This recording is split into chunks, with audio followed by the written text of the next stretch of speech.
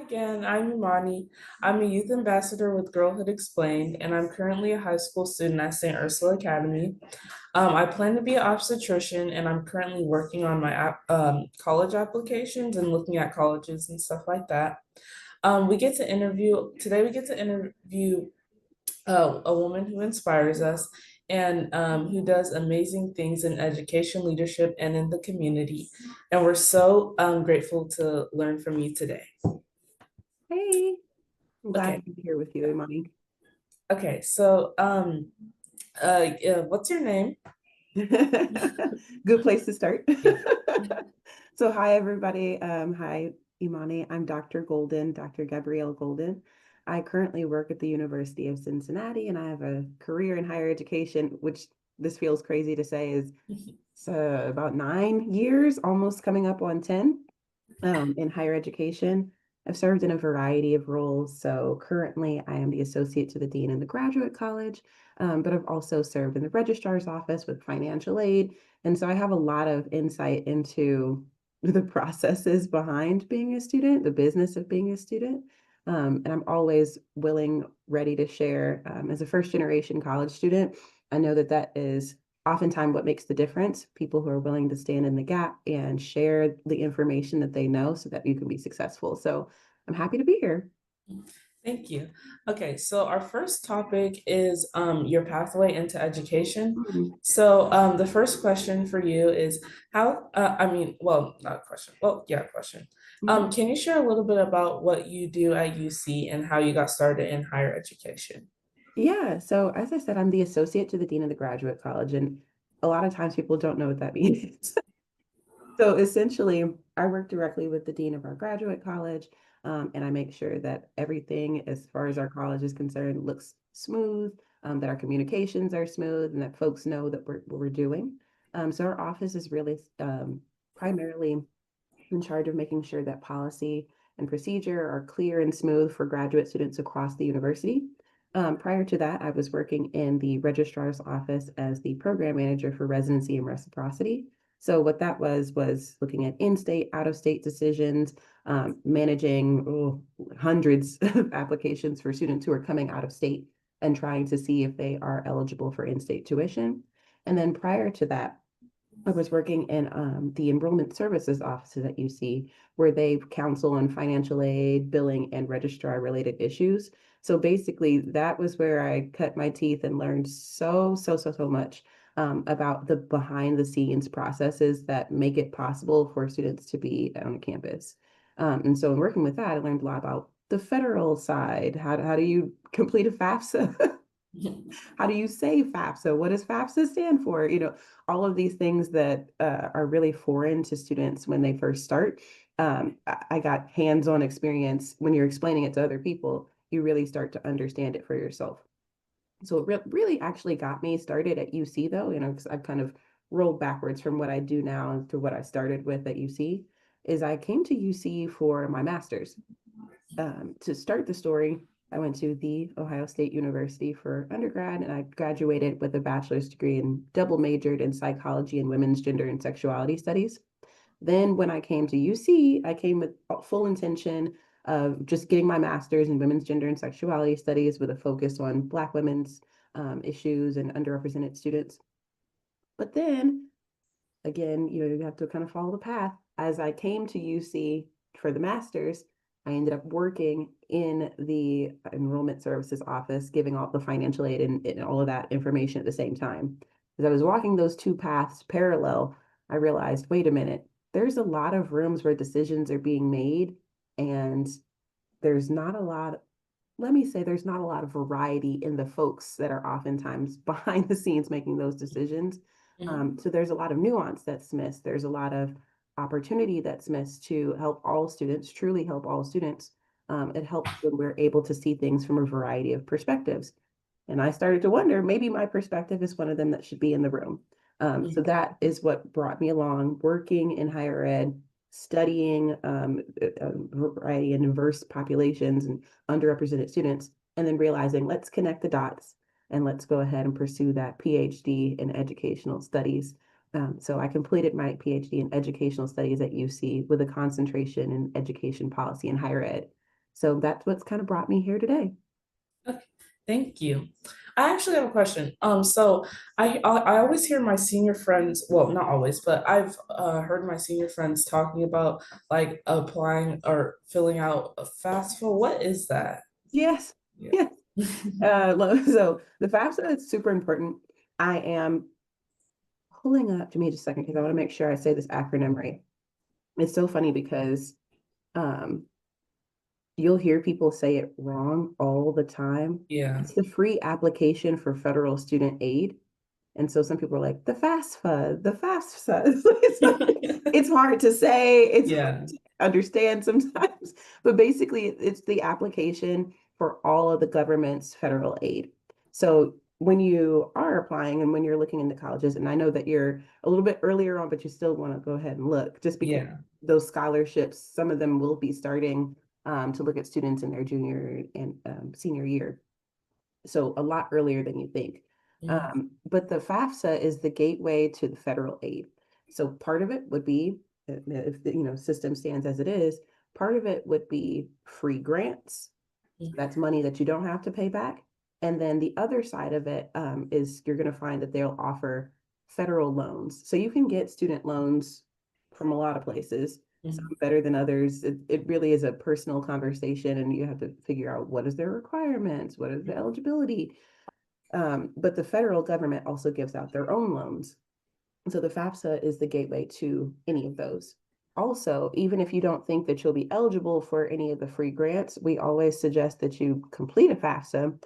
because at least then the option is there. Whatever they offer you, you can take if you want to. And then also, some people rely on FAFSA data to make their own decisions. So, for example, if I'm giving out a scholarship and I'm like, oh, it's based a little bit on financial need, and can you show me some of your information that, so sometimes the FAFSA still becomes important whether or not you're using their money or not. Okay. Mhm. Okay, thank you. Yeah, it's a hefty process because a lot of Yeah. times they'll want your parents' information. Mhm. So I would say look at the FAFSA before you need to complete the FAFSA. Yeah. A little Okay. little preview. So, the next question is, what inspired you to focus on your work on supporting students, especially Black women and underrepresented college students? So what really brought me to that focus is honestly the personal experience of navigating it myself. So again, I am a first generation college student, meaning that my parents did not complete their college degrees. Mhm. So although they had, they always kind of pushed me into, yeah, you need to get your education. There were a lot of questions that I still had when I actually got to campus, like, oh, but like my frame of reference was the movies. Mhm. And so now that I'm here real life and experiencing real life and being around all kinds of different people, being expected to go to class on my own and kind of manage your own schedule. It really was a fun experience, Mhm. but there were some challenges in there, and I wanted to make sure that as I created my own research agenda and created the work that I wanted to do, there's all kinds of things that you could study in higher education. Some people study like the FAFSA and federal processes. Other people study state policy and what that does to higher education. I wanted to know from the human perspective and I wanted to hear from folks and in their own words, what does this experience mean to you? And how can we use that to create a better experience for students to come? Mhm. Okay. And then the last question in this section is, was there a specific moment or person who pushed you to pursue your PhD? There were probably two. So no, there were maybe actually more than that, little moments that kind of added up. But Mhm. when I was working in enrollment services, there was our director, and we were just having a conversation. I don't remember if it was because you do your annual review. I don't know if it came up during that or if it was just a general conversation. And I was talking to her about some of the things that I was seeing with students, and she was just encouraging me and giving me some positive feedback about my work in Mhm. that role. And she just randomly slipped into the conversation and was like, "Yeah, I could see you being like the president of an HBCU, and I I was like, we were literally, what, me? Because and this is maybe that happens in the future, but in that particular moment, I was finishing my master's. I did not see that kind of leadership potential, or the fact that she could see that far into the future. That this is way before I decided to pursue a PhD, because I took a break after getting my master's, and it was just that random, oh, like you see that could be a possibility for me. And then I did some more reading, and then I was like, well, maybe I do know something. Maybe I do have a perspective that's important. And it just really encouraged me to look into the program and see about, okay, how would I make this work? The good news is, because I worked throughout my program, UC was able to cover that for me through tuition remission. So usually if you work for a higher education institution, they have some type of benefit where you can take classes for free or at a discount, that type of thing. So being in that office, hearing her say something like that, it helped me connect the dots and see maybe this is a possibility for me. Another conversation I had was with a different mentor of mine, Jessica Taylor, and she really encouraged me because I was at a crossroads. You never know. I mean, people know what they want to focus in, but then things change. Honestly, when I first came to Ohio State, I was interested in psychology, and I wanted to take it into a totally different track than where I am now. I wanted to take it into like fashion merchandising and more of the business end of fashion, because I can't draw, but I love it. And so but I got into this women's gender and sexuality studies class, and I was like, ooh, actually, what if I like the theory and the reading and the words and maybe teaching that back? What if I like that better? And she really guided me through um, choosing between those career paths. Now, of course, we can always pivot and we can always change, but it was encouraging to me to know that multiple opportunities were available for me and people could see me being successful in a variety of things. I just needed to pick one. So I think that was an important conversation in getting me there. Thank you. Okay, so our next section is advocating for students. So the first question is, what do you think is missing from how most colleges support their students today? Mm, I think that's an interesting question right now, because there there are a lot of lifetime changes from the federal government, from our state government, about ways that in some ways limit or change the ways that we can support our students.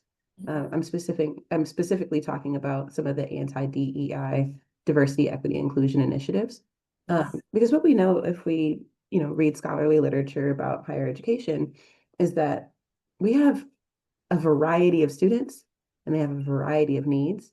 And we'll see how this continues to evolve in our state, and we'll see how this continues to evolve in our country. But I think that one of the main things that's missing in supporting our students is recognizing the labor and work of love that is, to make sure that students make it to the end, to make sure that they make it to graduation. There's a lot of efforts to recruit students from across different identities, but then how do we keep them there? How do we keep them interested? How do we keep them engaged when we get them there? I think that there's oftentimes a gap. One, because we expect that people will leave their old communities behind and just forget about that. You're in school now, you're elevating, you're doing all these things. But folks, I mean, especially for underrepresented students and Black students in particular, it's important that we still have a connection to our culture. It's important that we still have a connection to our families. And I feel like there's often a gap in understanding and grace for students when they're trying to reach forward as far as their career and their educational attainment and their economic mobility. But then there's that tension where you want to still reach back and bring your community with you. And I feel like we often struggle as higher education institutions to honor that that folks want to lift as they climb. Okay. Next question is, why is it important for students to see people who look like them in leadership roles on campus? think it's important because if we try to imagine ourselves in their place, it makes it a lot easier if you've seen someone else model that for you. Yeah. There's a famous quote, "You can't be what you can't see." Mm. I would argue that you probably could you probably could be what you can't see, but it's going to be Yeah. a lot tougher. Yeah. It's going to be a lot more difficult to imagine that it could be you. Mhm. Again, it was very important for me when the director of our unit, the one who I said encouraged me and said, I could see you being the president of an institution. She was a Black woman. And I Mhm. think that was important because hearing it from her after she's had such a long and fruitful career and she's our leader really was impactful. Um, Mhm. because I was like, oh, well, if you think I could do it and you've done what you've done, that's really that's really significant to me. Mhm. I feel like seeing excellence modeled, it doesn't always have to be by someone who looks like you, because of course we can reach across identity, we can learn from everyone, but seeing someone, another Black woman succeed and be in places that you want to be, I feel like it cracks open the imagination just a little Mhm. bit wider every time and Yeah, helps you further. I I agree with that. Like seeing like since I go to a predominantly white school, seeing like a Black woman in higher like a higher position that I could possibly be one day, Mhm, it like really inspires me, and it mhm, makes me hopeful, like, oh, if they can do it, then I can do it. mhm. Exactly, exactly. Okay, so the next question is, well, the last question for this section is, what's one way you support students that might surprise people? I'm sorry, can you say the question one more time? Yeah, what's one way you support students that might surprise people? Hmm. One way you support students that might surprise people. I think okay.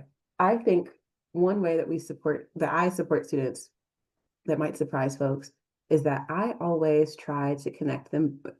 It it may not be as surprising as I think it is, but I'll connect the dots. I try to connect students to off-campus um, community as much as possible. Mm, And I know that, I've got my master's at UC, I've got my PhD at UC, I got my bachelor's at The Ohio State University, but it's more than just the institutions and trying to get them to come there. mm, It's more than a recruitment process to say, well, yeah, you should come to UC because I'm at UC, or mm, you should go to Ohio State because I went to Ohio State. A lot of the times I like to connect students to our local organizations, our NAACP, our NPHC, so the historically Black fraternities and sororities that are off campus, because they usually have alumni or alumni members that are in the community. I like to connect folks to those organizations for a couple of reasons. One, because oftentimes you don't know it, but they have some money to give, some scholarships to give, some financial support. And more than that, they also usually have some type of um, community and youth engagement opportunities as well. Ways for you to see yourself as a leader before you even leave home, before you even get to campus. Another thing that's important about those organizations is that they exist inside and outside of the institutions of higher ed. So what that means is, despite the changes that are going on as far as what colleges and universities are able to do, these organizations are able to, in some ways, stand in the gap and create opportunities for you to see yourself as a leader in your community, whether or not you're at specifically one school or another. mm, So, again, I say it's partially not surprising because I think I've talked already with you about the way I see community is important. I just mm. think it's a little bit surprising because I think that most, if if not many, um, folks who work in higher education, you expect them to say, "Come with us. We have this Yeah, one program. yeah, You'll love it. Come, come." And it's a recruitment process more than a connection process to yeah. the city around you. So it's a little bit surprising, maybe not as much. Okay, so our next section is life as a scholar and leader. Mhm. So the first question for this is, you've been an advisor and event planner, as a student advocate, and now a scholar. How do you juggle all of that? Ooh, sometimes well and sometimes badly. Yeah. Uh, I think with balance, and particularly thinking about balance as Black women, we have a lot of hats that we wear in our community, in our families, and then you add on scholar on top of that, Mhm. mother on top of that. Um, there's a lot to be done, and I think that sometimes we think of balance as being able to do it all and then Mhm. some, but I actually would argue that balance, we should be thinking about balance as some days I'm going to be, and this is just an analogy, but some days I'm going to be 90% scholar Mhm. and 10% of something else. Like you have to pick and choose the ebb and flow day by day. So sometimes I'm going to be like today, where I'm like, okay, husband and baby, you have to go. I'm going to talk to Imani about college. And so you go ahead and you make room to allow yourself to do different things and be in your different modes at different times. Because I think that it's an impossible circumstance to believe that you can do 100% of everything all the time uh, and still have okay to good mental health. Yeah. We're Yeah. we're I'm trained to still not only do everything but still thrive in everything too. Mhm. Yeah, I'm still working on the balance thing because my school expects a lot out of their students. So like I was in a lot of clubs freshman year, and I see this like with a lot of the girls that go to my school. Like Mhm, they just pile on clubs, and then they're in sports, and then they have to focus on like actual schoolwork, and we get a mhm, lot of homework, and like it's just a lot. And mhm, I see that like they're not really good at balancing things. And I feel like that was me freshman year. Like I was mhm, still figuring, I still am figuring balance out, but like I focus on like what really interested me instead of just trying to get all those clubs like on my resume and say that I just did mhm. them. So Yeah. yeah. No, I agree with that. Actually, a different mentor of mine, um, and this is important because I'm on the introverted side. Like I like to be to myself. I'm Mhm. a little quieter in my when I can because that Mhm. renews me.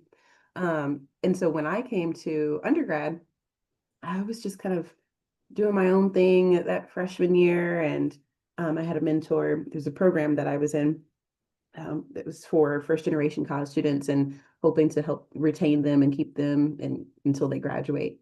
Mhm. And so in that, I was speaking to a mentor and she was like, you need to get involved. And I was like, oh, like, I thought I did everything I needed to do in high school. Like, I just could like coast here. I can relax. Like, I can just kind of like be to myself. She was like, no, you need to get involved.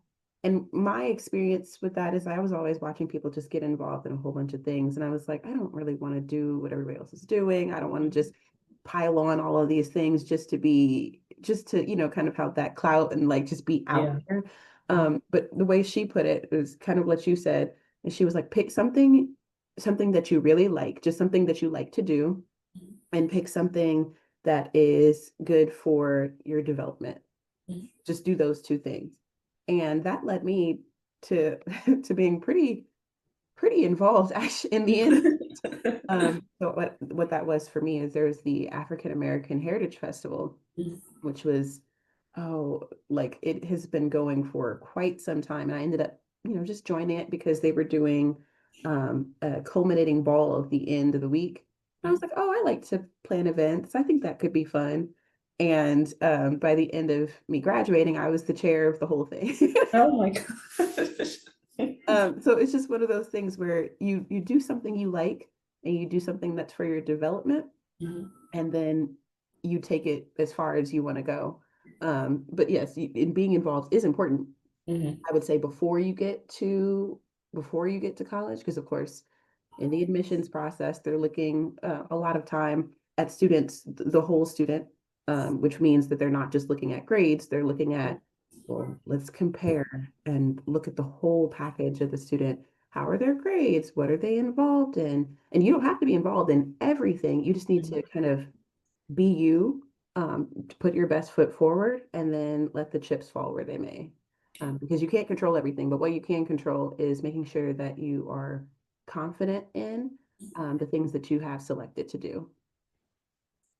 Okay. Next question is, What keeps you grounded while working on big goals like finishing your PhD?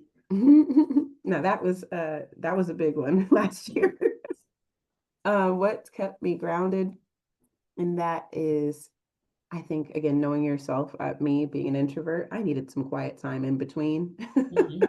Yeah. um, I needed some quiet time in between because that journey is really a lot of talking and negotiating. You're talking with your advisor, you're talking with your committee, because these are different scholars who have to sign off on your work in the end and say, okay, she did a great job. Yes, we can call her Dr. Golden. And so that's a lot of going back and forth, a lot of feedback, a lot of, okay, a lot of red lines in my paper that's like, maybe Mhm. you need to do this differently.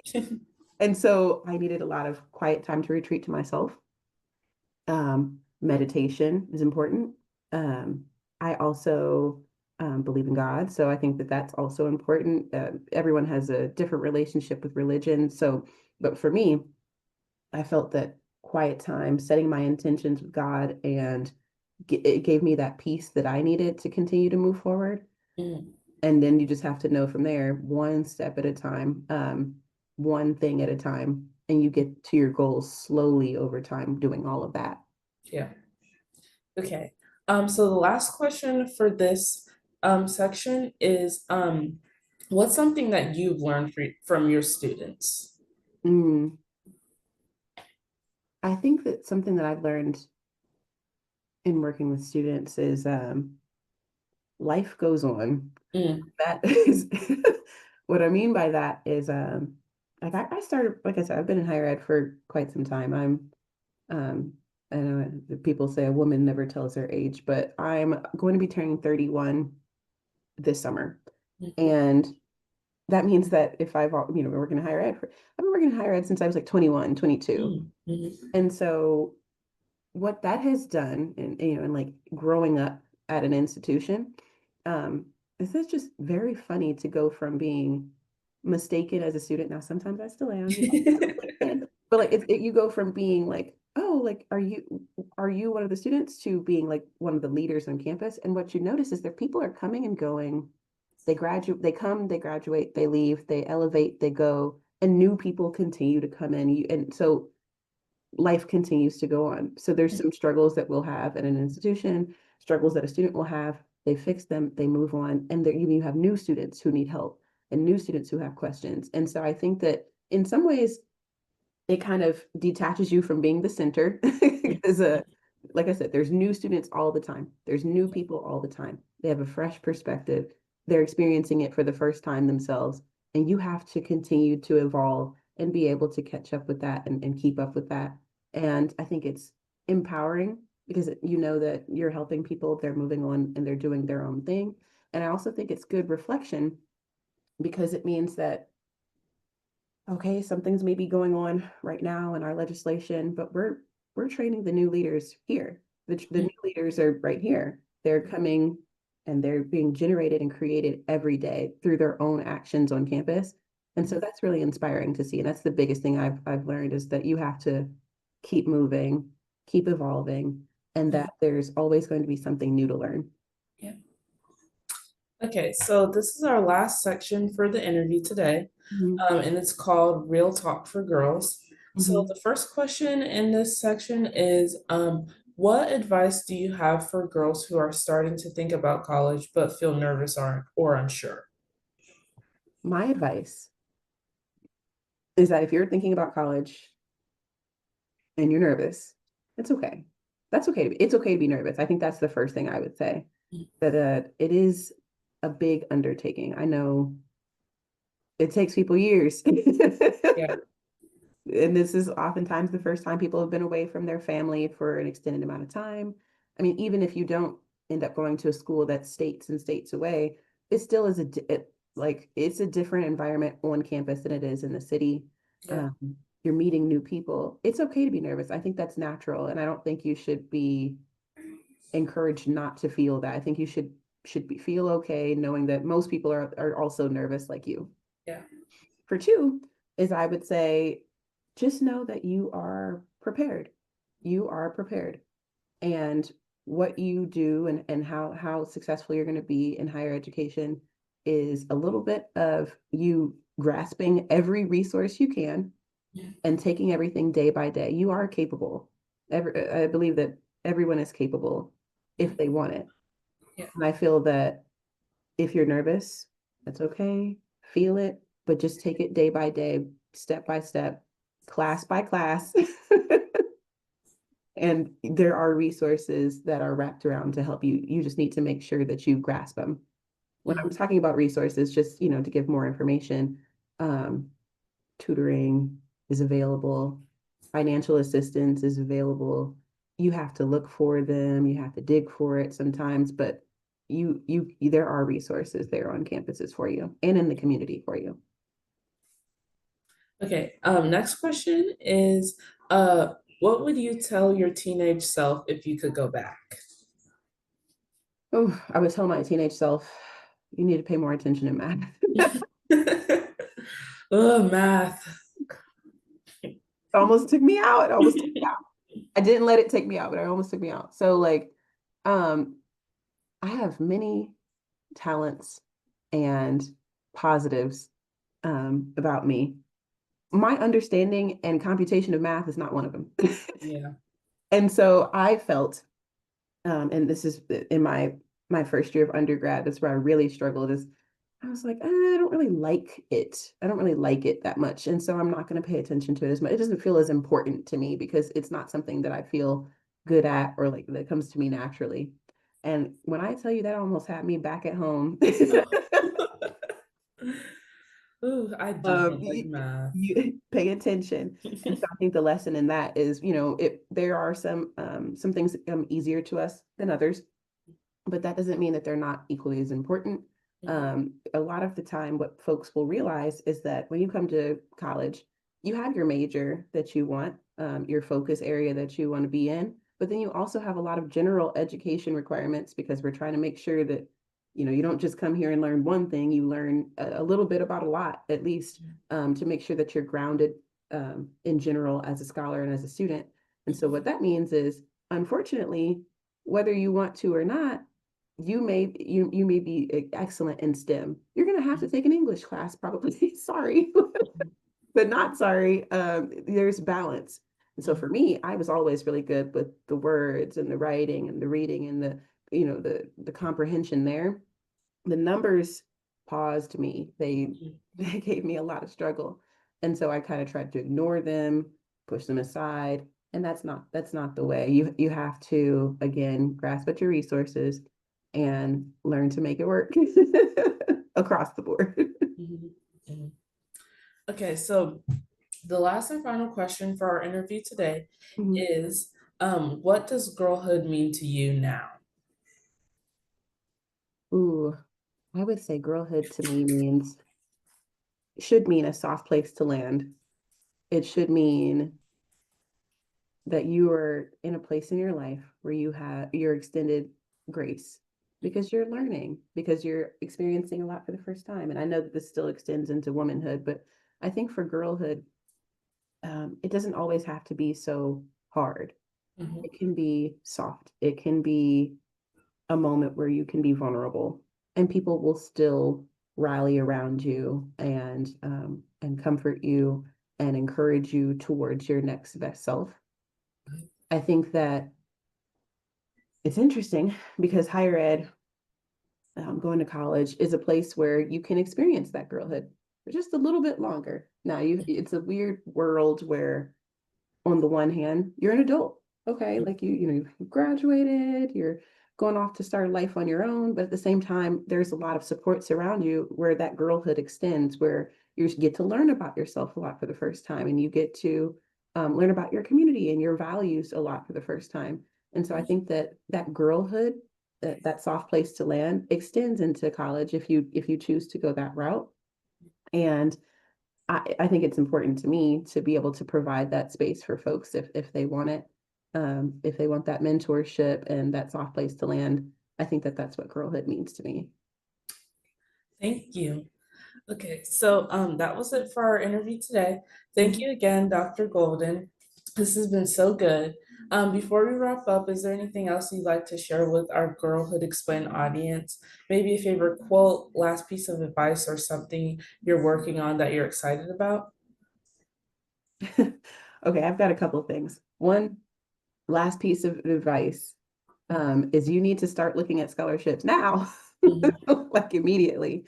So what I mean by that is, and you want to look now in your junior, senior year as you're applying to colleges and before you're applying to colleges, because there's often a lot of money that goes like for example, I'm a part of an organization. I'm a member of Delta Sigma Theta Sorority Incorporated, the Cincinnati alumni chapter, and we give out scholarships.